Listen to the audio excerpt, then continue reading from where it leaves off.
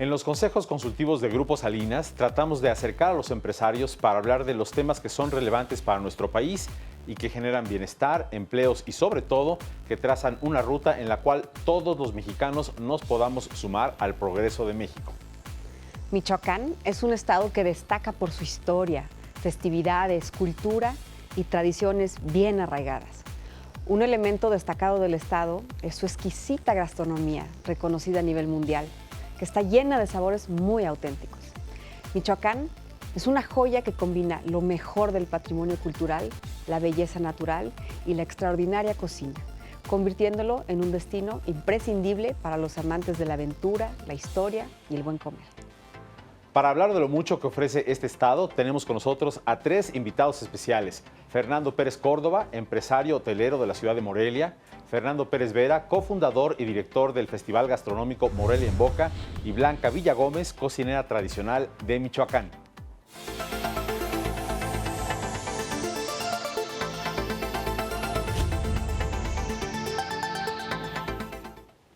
Bueno, vamos a hablar entonces de Michoacán, un súper estado que a todo el mundo, la verdad, nos gusta cuando lo visitamos. Y bueno, pues es un gustazo para mí estar de nueva cuenta en este programa con nuestros invitados especiales y saludar con muchísimo gusto a mi querida Ninfa Salinas, con quien tengo el gran gusto de co-conducir este espacio. ¿Cómo te va, querida Ninfa? Carlos, qué bueno contarnos de nuevo aquí y hoy para hablar de un estado excepcional que nos queda muy cerca a los capitalinos. Está a 2 horas y media de Santa Fe y que es un lugar lleno de riqueza.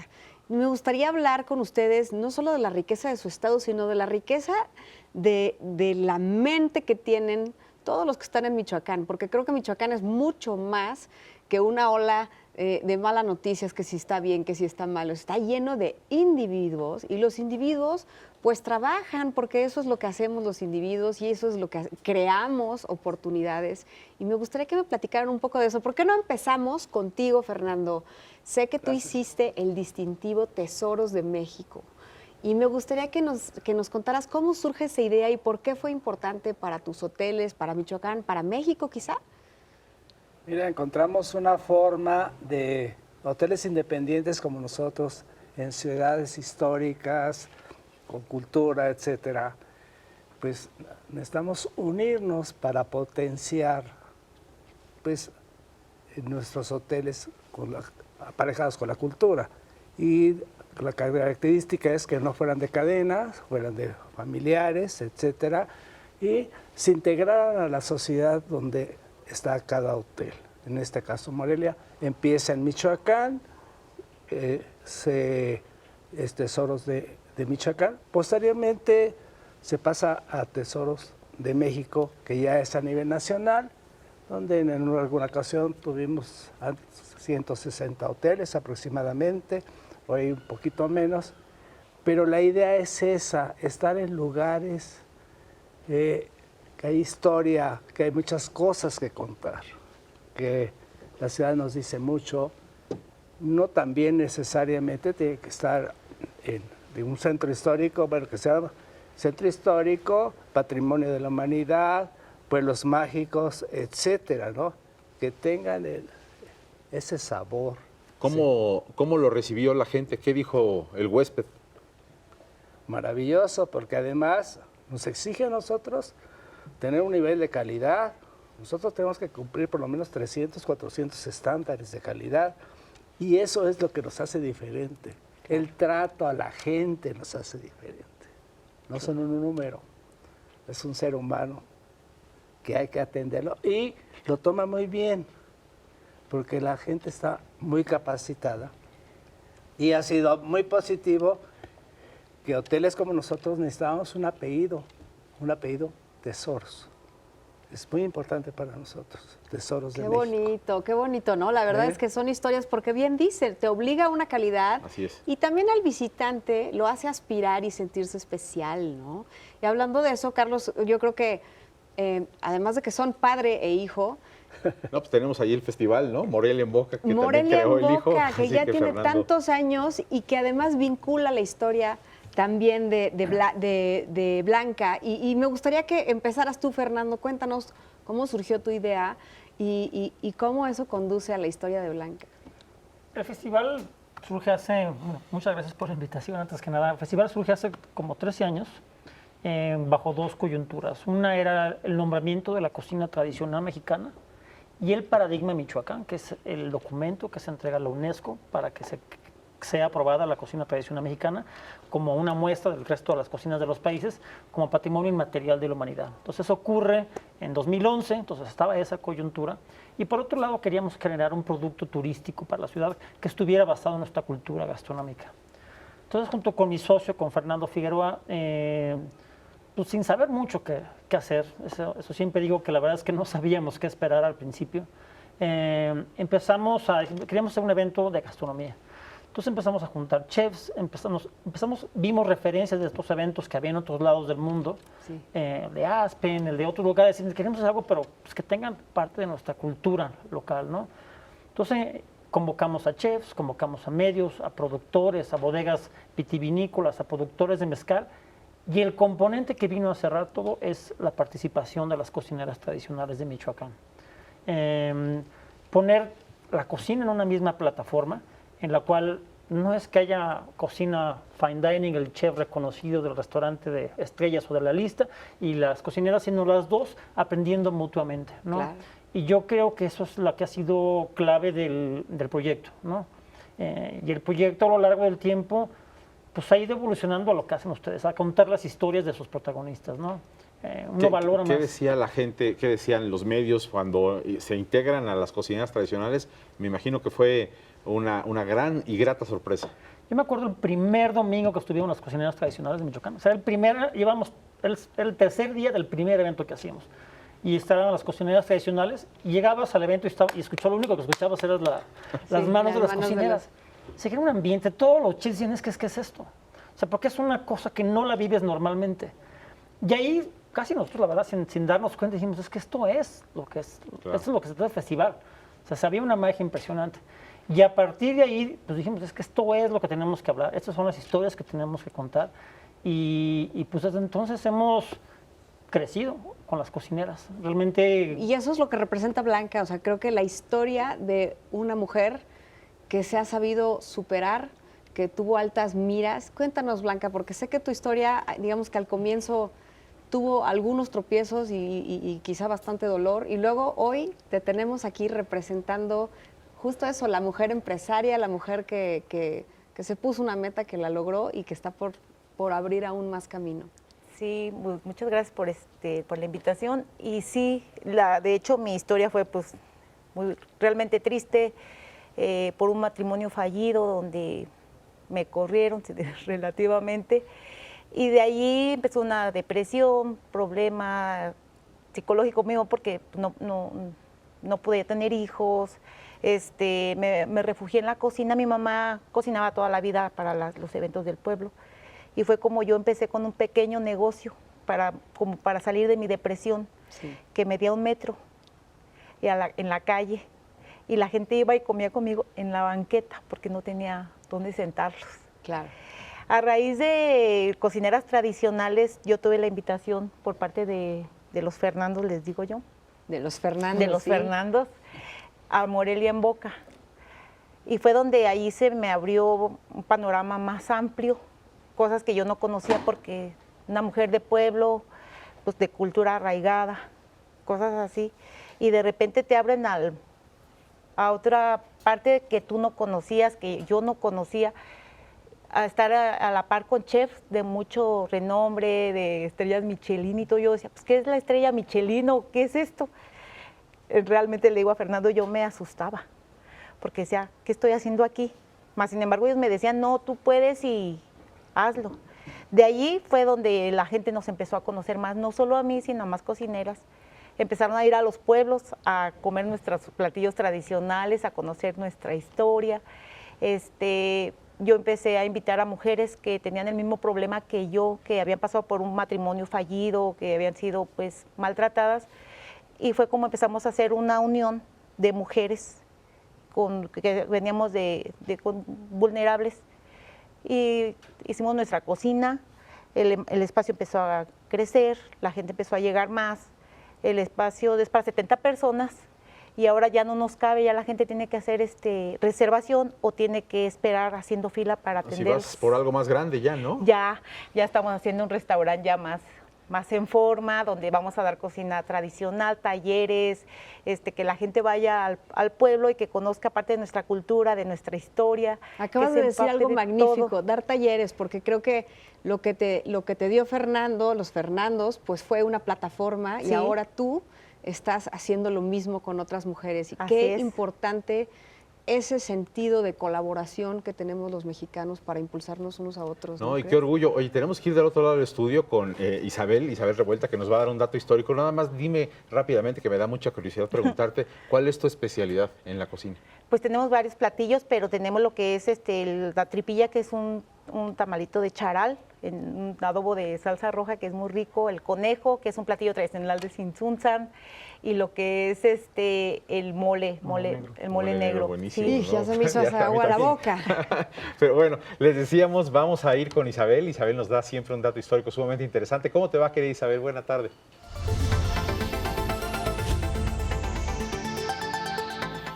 Hola, bueno, encantada de platicar con ustedes, charlar. Esta mesa que además vamos a hilar todos estos valores de gastronomía, de pertenencia, de historia, porque no se pueden entender unos sin los otros. Michoacán es estado absolutamente de ello. Su fundación es distinta a la de otras ciudades del virreinato, pero lo que tienen en común con esta actualidad que estamos platicando en la mesa es esa vocación que Tata Vasco vio en un muy temprano y utópico proyecto que pone en el área lacustre de Pátzcuaro, con esos purépechas que estaban iniciando también esa nueva sección de la vida que fue catastrófica al principio y que después se convirtió después de la conquista en este México nuestro. Pero ubicándonos un poco en estos temas de gastronomía y de Tesoros México y de hotelería, estamos hablando de industrias culturales, estamos hablando de un patrimonio cultural que está vivo. El patrimonio cultural, lo hemos dicho ya a lo largo de estas cápsulas de emprendimiento empresarial, es algo que debe de considerarse propio, que está latente en cada uno de nosotros. Quitemos esa mayúscula de la gran historia y escuchemos estas historias, que son las que van hilando nuestro presente, nuestra actualidad, y se vinculan con ese pasado. Blanquita representa justamente ese pasado, y le digo Blanquita porque es entrañable este arraigo que tenemos a la cocina, a lo que es nuestro, a estos sabores. Pero aunado a los hoteles que de muy buena mancuerna, ese patrimonio histórico que es de la nación, pero que también es de empresarios y de este asunto hotelero, nos da un ejemplo de una viabilidad y de un goce de nuestro patrimonio todos los días. Justo ese tema de gozar nuestro patrimonio, pues es lo que nos permiten ustedes. Y creo que has construido esas plataformas. ¿Y cómo le haces para competir con el resto del mundo? Porque hoy en día no compites nada más con lo que está aquí en México, sino con el resto del mundo. Platícanos, Fernando. Yo creo que para competir se necesita mucha creatividad. En realidad muchas veces tienes la joya y no sabes que tienes la joya. Sí. Y la joya hay que pulirla, hay que darle vida. Y yo pienso que eso es lo importante. Hay muchas oportunidades, pues, de construcciones, etcétera, y de ofertar a lo diferente a. Sí. Inclusive me atrevo a decir que muchos nos copian de las cadenas grandes, porque hacen ahora hoteles boutique. Nosotros somos, digamos, los que iniciadores de esto, originaron, ¿no? ¿sí? Entonces, pues encuentras el hotel de 14, 15 habitaciones, un servicio personalizado, reitero, tienes que tener bien certificado, etcétera. Y vamos con Isabel, que nos va a dar algún otro dato sumamente interesante, histórico, de este importante estado de nuestro país. Isabel.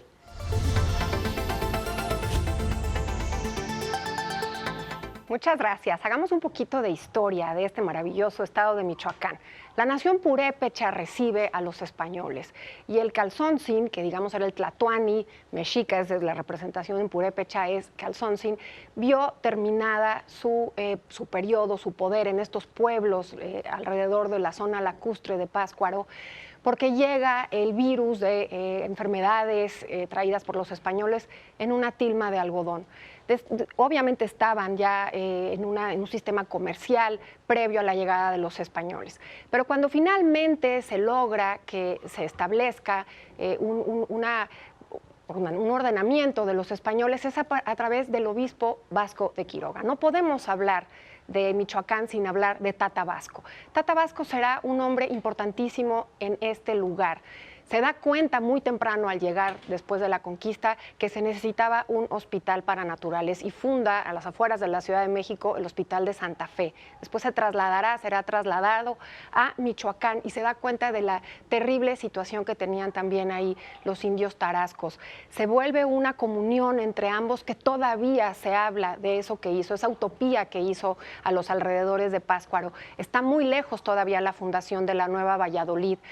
Es ahí donde se empieza a dar el primer mestizaje, el primer sincretismo cultural en esta área. ¿Por qué? Porque entrará por el lado de la evangelización, pero dicen todos los historiadores que lo que hizo Tata Vasco fue abrazar a estos indígenas en esta nueva fe. Él no formaba parte de ninguna orden mendicante, sino del clero secular, y eso también es una particularidad de Michoacán. Queremos presentarles ahora aquí en la mesa a Antonio Galvez. Él es el socio fundador de una destilería llamada Mexican Craft Spirits. Queremos darle la bienvenida. ¿Cómo te va, Antonio? Gracias. Muy bien, muchas gracias por la invitación. Preguntarte, pues directamente, ¿no? Estamos hablando aquí con los Fernandos justamente sobre lo que ha sido Tesoros, lo que ha sido el festival.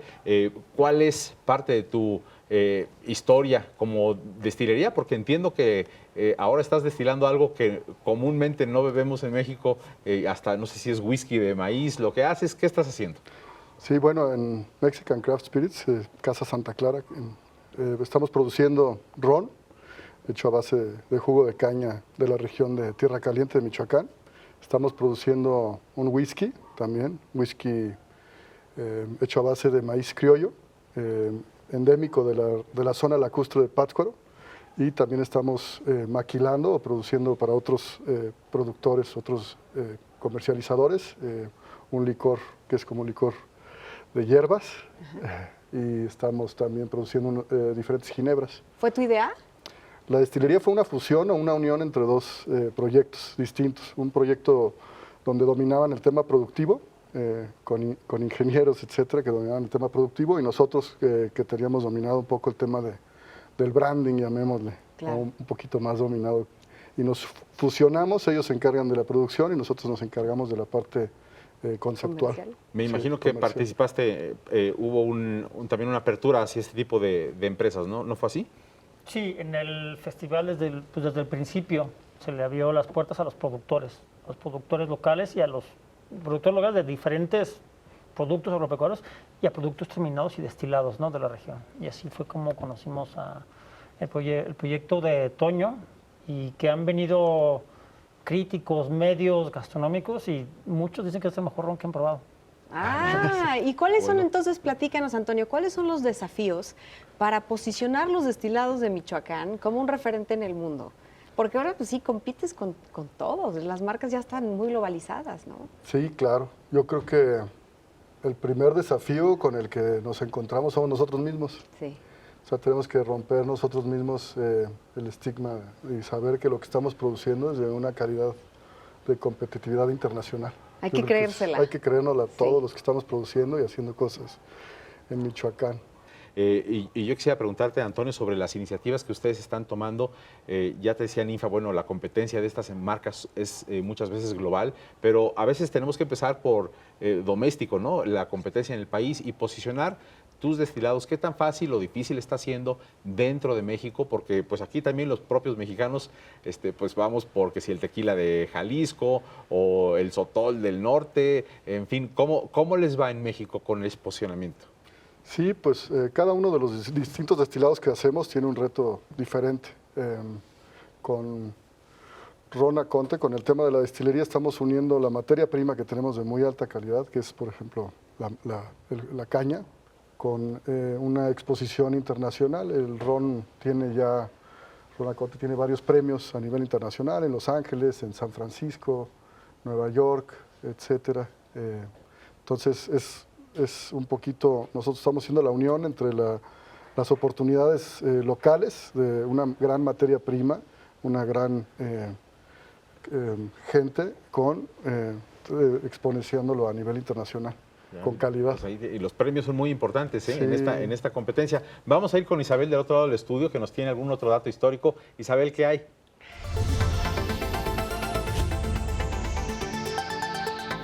pues continuar con este paso de la ciudad de Morelia.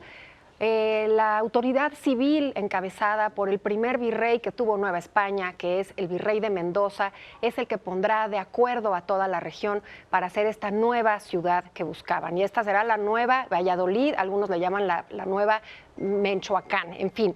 Se funda el 18 de mayo de 1841 y lo que buscaba era estar en un lugar, en un valle que tuviera suficientes recursos de madera, suficiente agua. Que no es cierto que lo había, porque tuvieron que hacer un primer acueducto y luego ya el magnífico acueducto de Morelia, pero lo que se buscaba es que todos esos españoles que iban a estar llegando se avecindaran ya en una ciudad maravillosa. Esta ciudad se construye de cero, no había un asentamiento purépecha anterior. La traza es complicada, tardó muchas décadas en consolidarse como una ciudad, y la gran belleza que tiene ahora y ese gran tesoro que es por esa tenacidad y ese tesón de españoles con purépechas, esa mezcla maravillosa y rica que es nuestro país. Y una de las cosas que, haciendo este recuento histórico, me llamó más la atención es, digamos, la nostalgia que tenían esos españoles que venían llegando por lo que comían en sus pueblos de origen, y traen el cerdo y traen la manteca. No podemos comprender la gastronomía michoacana sin el maíz, puesto obviamente por los purépechas, que además hay muchos maíces endémicos, ni tampoco esta tradición del cerdo y de la manteca. Se va a empezar a hilar esta historia maravillosa en Morelia, pero se me acaba el tiempo y quiero afirmar una cosa: Morelia también será, antes de llamarse Morelia por Morelos, esta Valladolid ilustrada, esta Valladolid que era luz para este nuevo país que estaba sembrándose en estas ideas de los criollos, estas ideas que buscaban ya hacerse nuestras. Lo hemos hablado en otros capítulos. Uno de ellos es José María Morelos y Pavón, un arriero de tierra caliente también, que llevará a conclusión la segunda parte de la independencia iniciada por Hidalgo y Allende. Pero él vivía aquí, él también fue alumno de estos colegios maravillosos que también ilustraron y empezaron a dar luz a nuestro país. Morelia, Michoacán, todo el estado es parte de nuestra historia. Pues justo como Isabel nos decía, la riqueza de Michoacán tiene que ver con la mezcla de culturas, que quizá al principio es difícil, pero después siempre podemos aprender uno del otro. Y me gustaría ir contigo, Fernando. Las generaciones también podemos aprender mucho unos de los otros. ¿Tú qué le dirías a un joven emprendedor que está en Michoacán y que está en esa disyuntiva de si ponerse a emprender o emplearse? ¿Cuál sería tu consejo para un joven que está empezando? Yo, para mí, que sea un promotor, que sea un empresario. Los jóvenes en hoy en día tienen la gran oportunidad de conocer todo el mundo. Aterrícenlo en su ciudad. Propongan como lo que ha hecho aquí Antonio. Él, etcétera. Hay que hacerlo. Pues yo no soy un joven, ese hotel es desde 1886. ¿Qué pasa? Que ya no es estático, sí. Que hay que inyectarle juventud, actualización, etcétera. O sea, yo le aconsejo a los jóvenes que emprendan, por favor. Se requieren muchos emprendedores creativos. Es tiempo de arriesgar por su edad. Arriesguen. Aquí estamos platicando historias de éxito que se arriesgaron. Y así, yo es el consejo que les doy: arriesguense. Pues sí, tú te arriesgaste y tuviste una visión de largo plazo, y también preguntarte a ti, Fernando, ya quizá a manera de conclusión, ¿cómo te imaginas el futuro, particularmente del festival, de lo que están haciendo? Ha crecido bastante. Hacia el futuro, ¿qué visualizas? Yo creo que un proyecto como el nuestro, su futuro es contar historias. Yo creo que en la medida que conoces las historias de los protagonistas, de los ingredientes, de cada una de las cosas, valoras más lo que tienes en el plato. La manera de revalorizar es conocer la historia de lo que está en tu plato. Yo creo que hoy en día hay muchos eventos de gastronomía, hay cenas, eventos, festivales, expos, etcétera. Pues yo creo que proyectos como nuestro tienen que contar esas historias, ¿no? Y el festival es eso a lo que está un poco emigrando, ¿no? A generar sus propios contenidos gastronómicos a través de contar historias. Este año estamos hablando de migración y gastronomía. Entonces son 5 historias que tienen que ver con la migración y la gastronomía, ¿no? Entonces un poco eso es lo que estamos tratando de hacer. Darle voz a todas esas historias de la gastronomía. Me encanta. Y para concluir contigo, tus últimas todo emprendedor me parece que siempre ha tenido fracasos. Para ti, ¿cuál sería el consejo ante estos fracasos que inevitablemente suceden cuando ves a un jovencito? ¿Qué le dirías? Para mí, obviamente, he tenido muchos fracasos. Y para mí esos fracasos son parte del camino a lograr algo exitoso o intentar lograr algo exitoso. Entonces, no hay un éxito sin varios fracasos antes. Entonces, más bien ver cada fracaso como una experiencia nueva y es parte del camino hacia poder lograr algún día. Qué importante lo que dicen y de verdad para mí nuestro país está conformado no tanto de gobiernos ni de gente que está en una masa, sino de individuos que representan ideas y que las llevan a cabo y que trabajan por ellas, que nadie les regala nada. Y creo que ustedes son pues referente de esas historias. Me da muchísimo gusto poder conocer un pedacito de su historia. Ojalá y siempre me consideren como una aliada. Ya tenemos varios proyectos, sí, Carlos, sobre ir a visitar tarea. Michoacán y muchos de los emprendedores que hay por ahí. No me queda más que agradecerte a ti, Carlos. Gracias. Gracias a los dos. Fernando, gracias Antonio. Enhorabuena por todos los logros. Enhorabuena. Muchas gracias sobre todo Ninfa también por estar como siempre con nosotros. Del otro lado del estudio a Isabel y gracias a usted por acompañarnos en este programa Participación Empresarial, el programa que le da voz a los empresarios de México. Nos vemos en la próxima. Hasta entonces.